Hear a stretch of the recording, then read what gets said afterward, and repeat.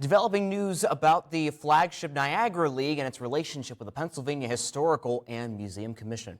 Multiple sources telling Erie News now that the PHMC will not renew its 40-year relationship with the Flagship Niagara League, which operates Niagara and the Letty G. Howard and those sailing programs that they operate. Our Marissa Thomas has been looking into this. So Marissa, what did you learn?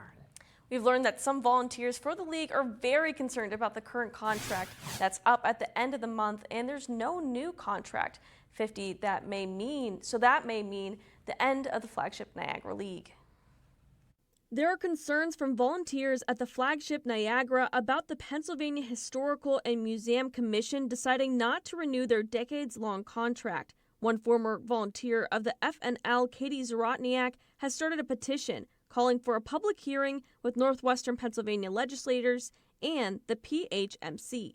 I would like to know what they intend to do with the ship now that they have severed that relationship.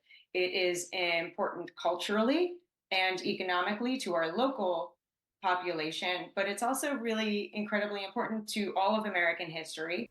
Zarotniak says the PHMC hasn't handled everything as they should have. They tend to make decisions that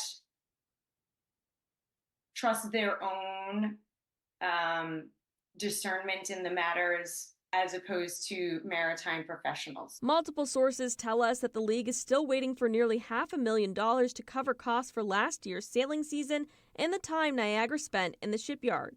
Other sources say the league needs to do more fundraising and a better job of documenting the costs to maintain the ship. State Representative Pat Harkin says the problems between the FNL and the PHMC recently came to the surface. This is an issue that's been kind of percolating the last couple of years.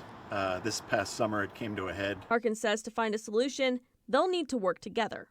It's the state flagship and we can't neglect it, we can't let it go. And at the same time we've got to be aware of the needs of it going forward.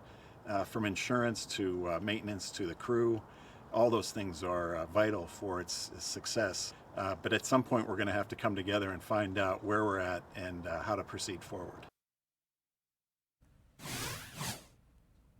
We reached out to Billy Sabatini, fleet captain and executive director of the Flagship Niagara League, and he declined to comment for now. Again, the current contract with the PHMC is up at the end of the month. Live in the studio, Marissa Thomas, Erie News Now.